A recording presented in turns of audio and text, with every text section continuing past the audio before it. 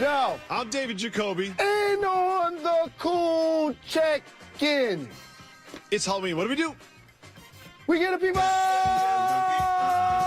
what they want. If the people wanted a long feature about the TB12 movement, that's exactly what the people got from ESPN the magazine. Long feature about Tom Brady and his movement and his methods and his diets and his rehabilitation. He offered a lot of really good sound, health, and nutrition advice, but at times he sounded a little crazy as well. Here's what he had to say about how he avoids injury on the football field. Quote, "The moment another player's helmet makes contact with my body, my muscles are pliable enough to absorb what's happening instantly. My brain is only lengthen and soften and disperse before my body absorbs and disperses the impact even as I hit the ground." He goes on to say, "My focus on pliability has helped me avoid so many injuries and bounce back so quickly from the hits." Jalen Rose, is Tom Brady trying to tell us that when he gets hit by a professional football player, he uses his mind to disperse the energy through his body and his muscles are so pliable, and that is why he doesn't get injured? So I always talk about athletes today train. When I played and before, athletes worked out. It's 365, 24/7, no days off, especially the elite. And if you want to compete against them, that has to be your approach. Early days of the NBA, those players weren't making this level of coin. They had second jobs. So I want to tell you, there is something to what he's saying.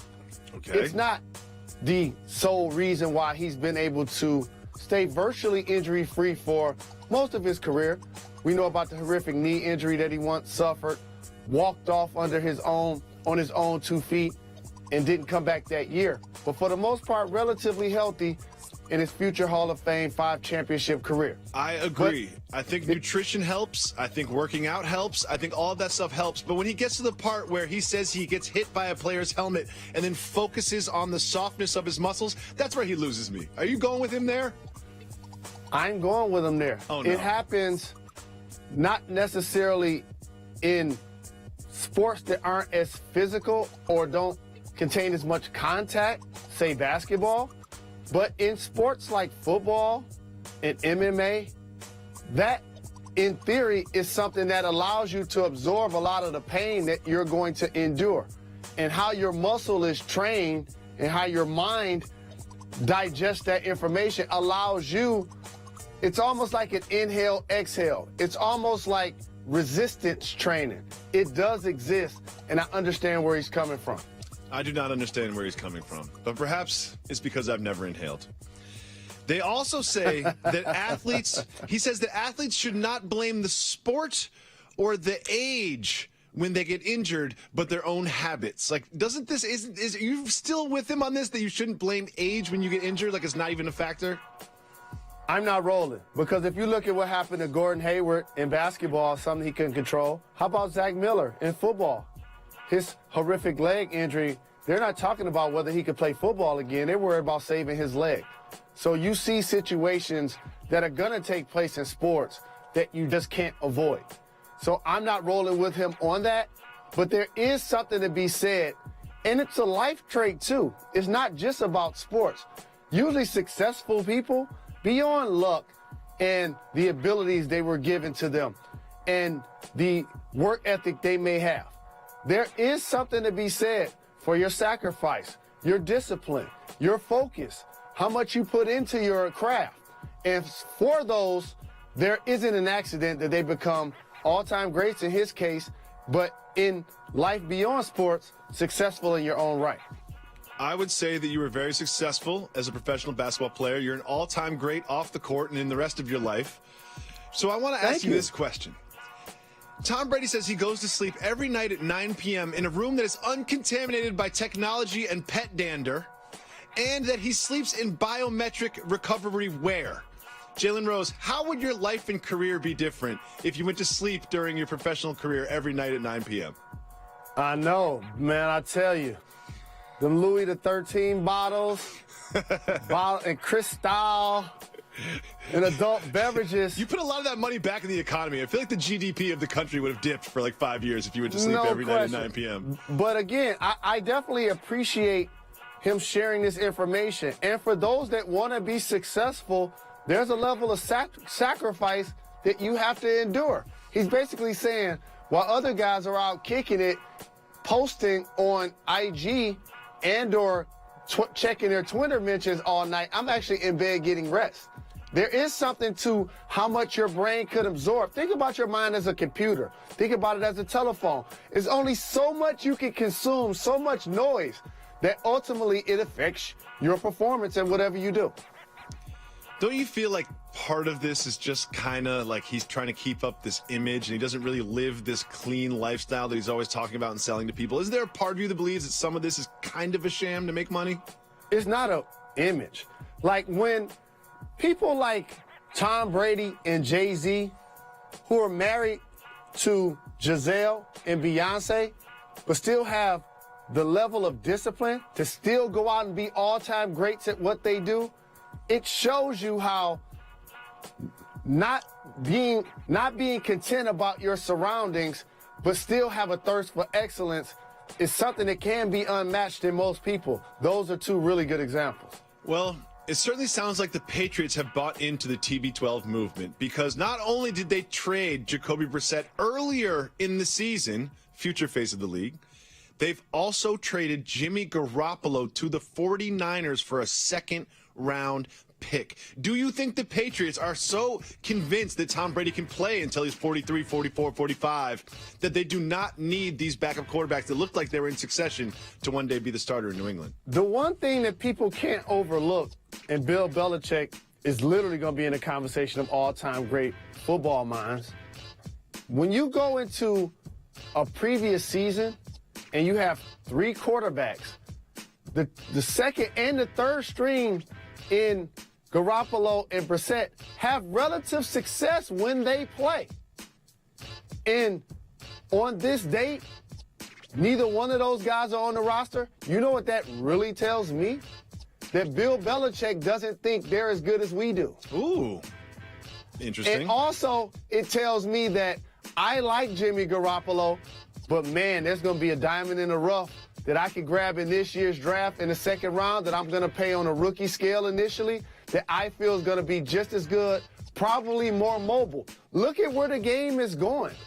Quarterbacks that are young like Carson Wentz, Cam Newton, Russell Westbrook, Russell Wilson is still fairly young.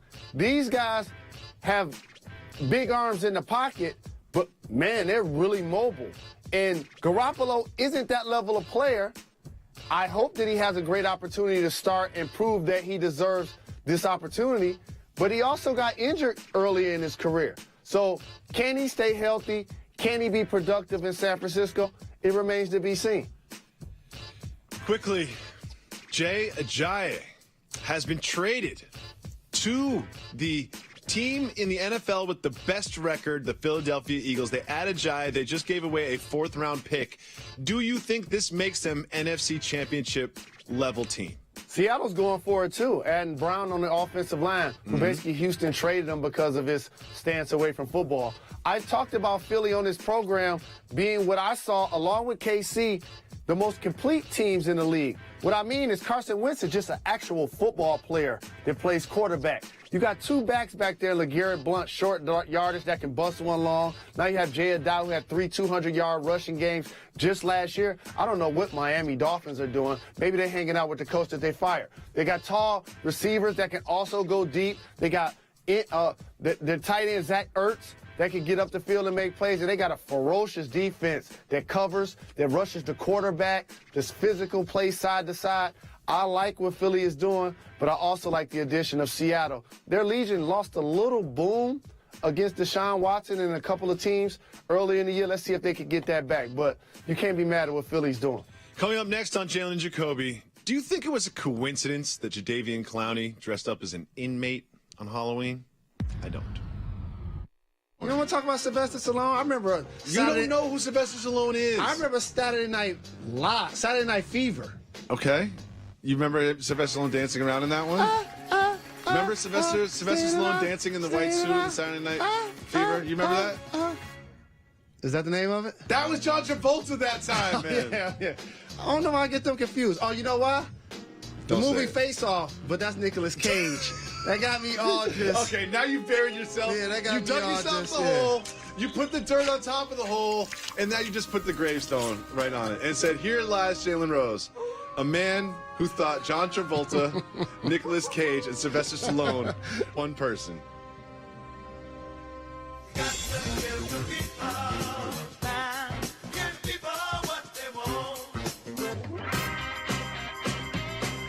Welcome back to Jalen Jacoby.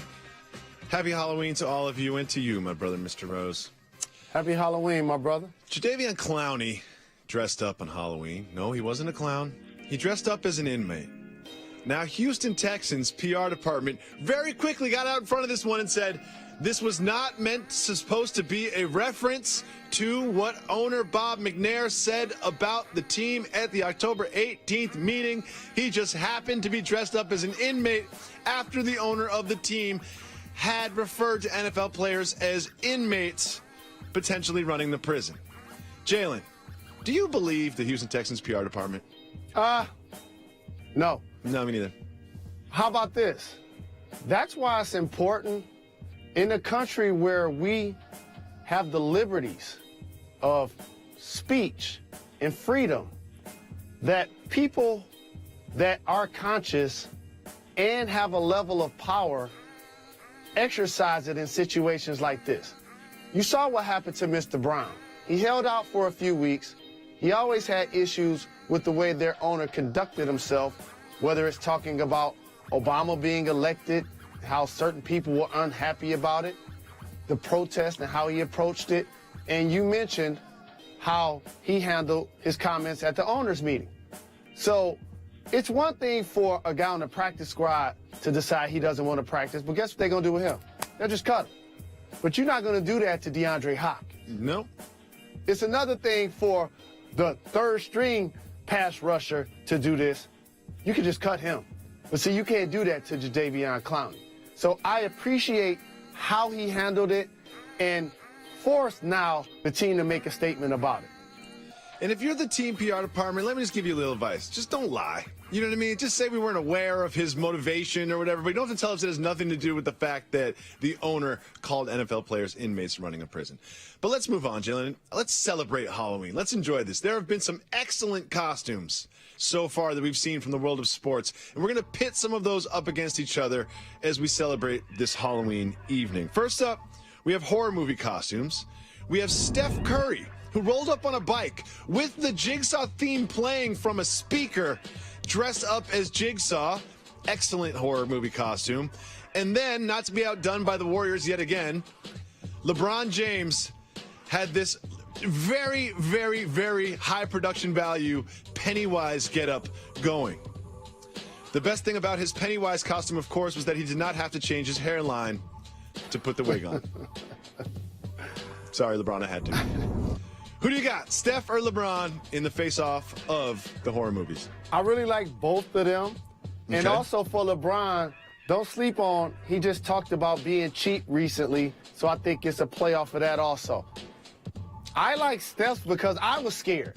I like Steph's too because one thing about Halloween costumes I've learned over the years, it's all about the accessories. And he had a bike. It's always nice to have, like, you know, a mode of transportation brought into it. The hair looked great. And the fact that he went out of his way to have the Saw theme on repeat playing from a speaker that brought not just the visual, it brought the audio element to the whole thing. Production value, multi-sensory. I'm giving this to Steph as well. Let's move on. This is the couple's costume. Always a good idea to have a couple's costume. Did you guys dress up as Power this year? No? Maybe next year? We didn't dress up at all. Yeah, I'm not surprised. Well, here we have a couple that did dress up as Milli Vanilli, my favorite Power couple. Gabrielle Union and Dwayne Wade, they had a choreographed dance, they had the outfits, they had the Grammys, they had the braids, they had everything going. And we also have this little getup of Russell Westbrook and Nick Collison dressing up as the famed duo from White Men Can't Jump. Who do you have in the face-off of the couple's costumes? You have to go with the actual couple because Russell Westbrook and his teammates aren't that. They're teammates. Tandem costume. Sorry, Mr. Brown. So based on that semantic, I was going to make it a push. But I found my way out of here like Family Feud, where's Jacoby to save me? But I did love the White Man Can't Jump reference. It's so classic. But you can't go against Milli Vanilli. Come a chameleon. Jalen. Oh, that's not Milli Vanilli. Jalen. That's Boy George. I got so many songs in my head. Jalen. The great work of, don't disrespect the great musical talent of Milli and Vanilli. There you are. Blame Perfect. it on the... All right, now we're going to get sued. Finally, last one. Which rapper costume do you like more? First, we have this. Isaiah Thomas dressed up as Eazy-E with accurate height and all. And we have Jay-Z dressed up as the great, late Notorious B.I.G. You left out the most important thing that allowed me to pick the winner. What's that? Beyonce. I'm going with Jay. Okay. See, here's the No thing doubt about it. Jay's. Little Kim and Big. There's a little part of Jay's costume that it might have been one of those costumes where you throw stuff around that you have in the closet and throw it together at the last minute. There's a little bit of that might not be premeditated. So I'm going to give it to Isaiah Thomas dressed up as Eazy-E. You can't go against Eazy-E or Big, the late greats. But how about this? What do you think they think about that? I'm not sure what Faith is thinking right now. Coming up next on Jalen and Jacoby, we're going to play Keep It Moving right after this.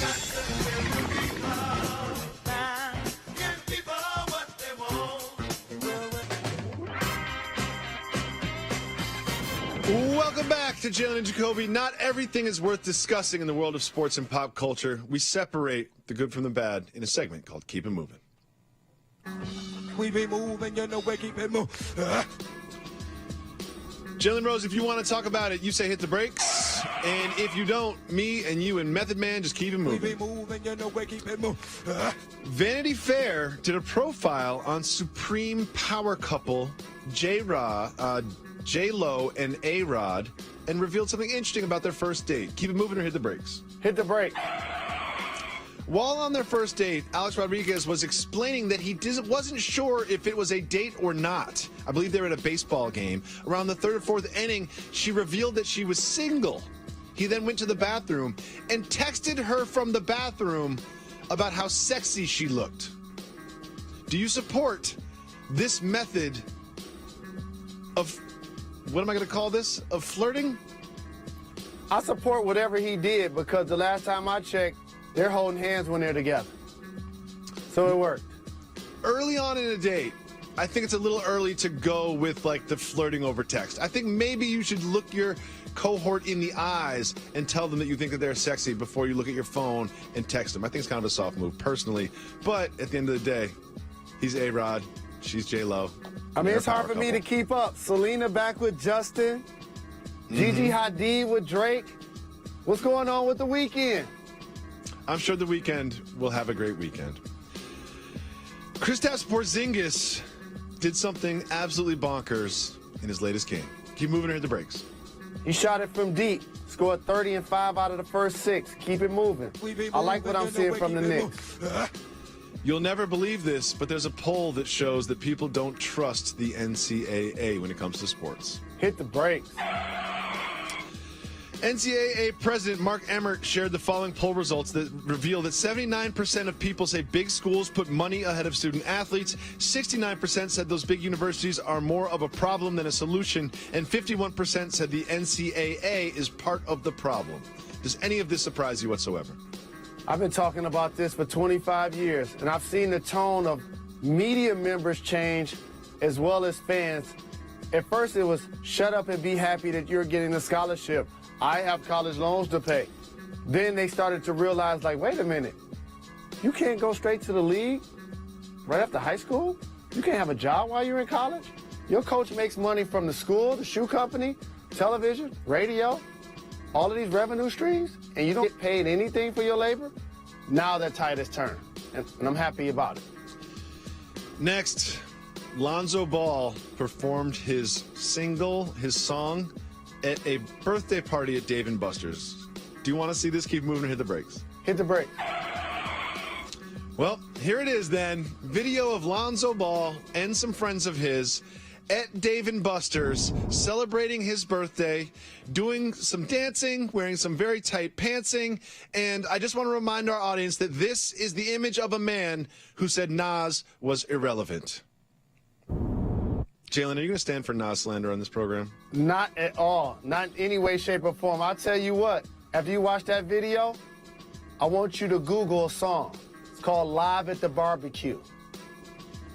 Okay. And check out that one. Moving on a little bit. Source and Nas. Moving on a little bit to the Trailblazers. The Portland Trailblazers had a 6-point quarter in the NBA. Keep it moving or hit the brakes. Hit the brakes.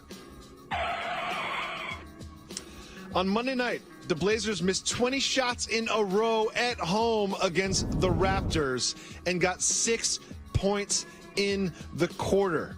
Jalen, can you remember any stretch like that during your time in the NBA?